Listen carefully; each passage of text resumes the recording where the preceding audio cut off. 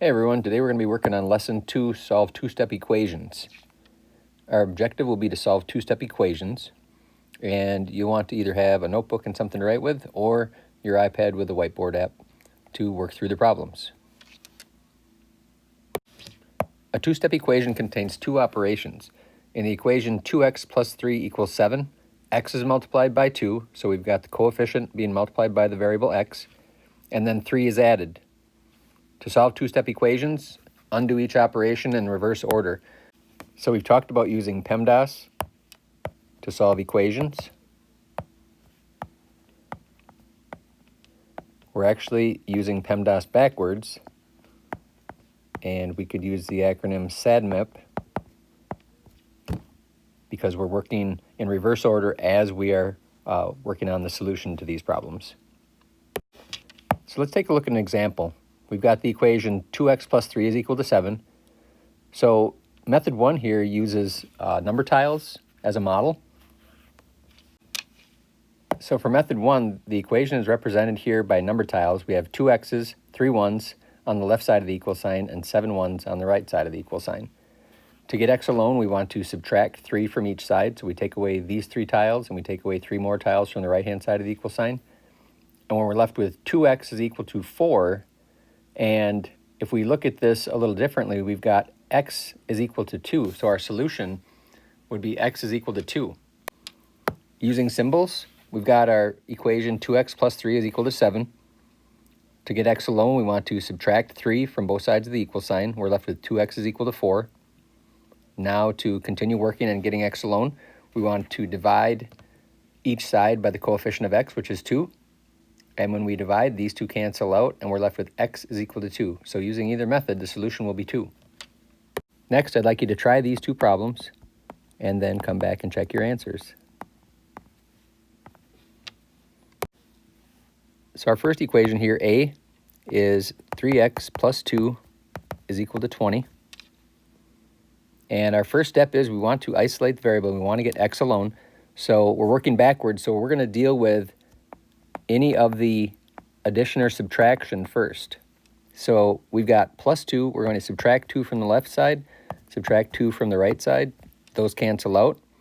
We're left with 3x is equal to 18. We've taken care of all the addition, so now we're going to look at multiplication or division. So here we've got 3x times 18, so we're multiplying. We're going to undo a division. So we're going to divide by the coefficient of x, which is 3, and divide on both sides of the equal sign.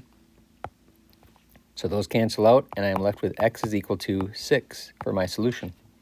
If I wanted to check, I could plug it back into the equation, put 6 in for x. 3 times 6 is 18, add 2, and we do get 20 on each side of the equal sign, which tells me that x equals 6 is our correct solution. For B, we've got 5 plus 2n equals negative 1. So again, I want to isolate the variable, which is n. So the first thing I'm going to do is deal with any addition or subtraction. So I've got 5 that's being added to 2n. So I'm going to subtract that from the left side of the equation, subtract it from the right side of the equation. The equal sign is my separator. That gets rid of the 5n, or the 5. And I'm left with 2n is equal to negative 6. Now I have to divide by 2 because that's the coefficient of n.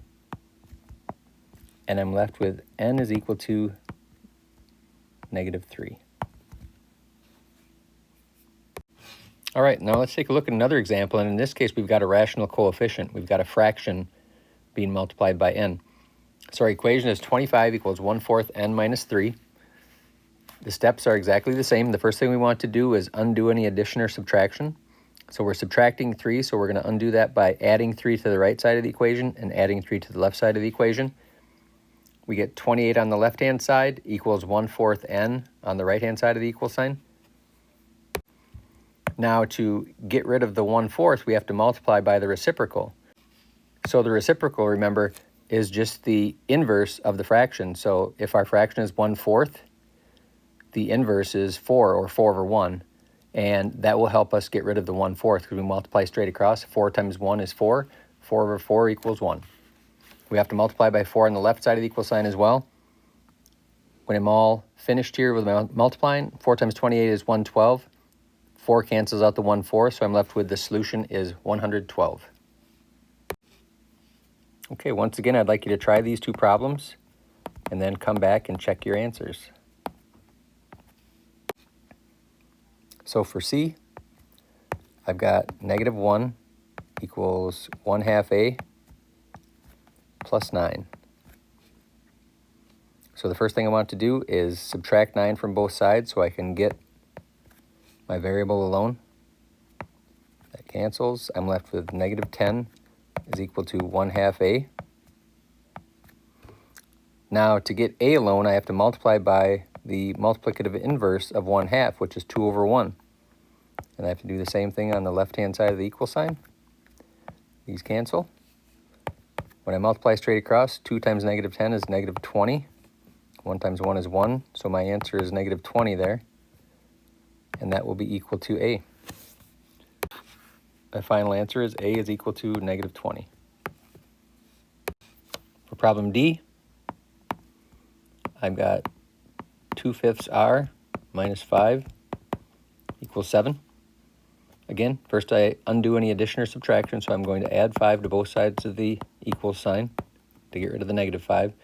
And I'm left with 2/5 R is equal to 12. And then to get R alone, I'm going to multiply by the multiplicative inverse of 2 over 5, which is 5 over 2. Again, I do that to both sides. These cancel. I can do some factoring. 2 divided by 2 is 1, 12 divided by 2 is 6, and I end up with 6 times 5 is 30 over 1. So my final answer is R is equal to 30. So I hope you had some success with this practice, and remember, if at any time you feel like you're not quite understanding, feel free to either email me or just stick around and talk to me at the end of class or visit during MLT.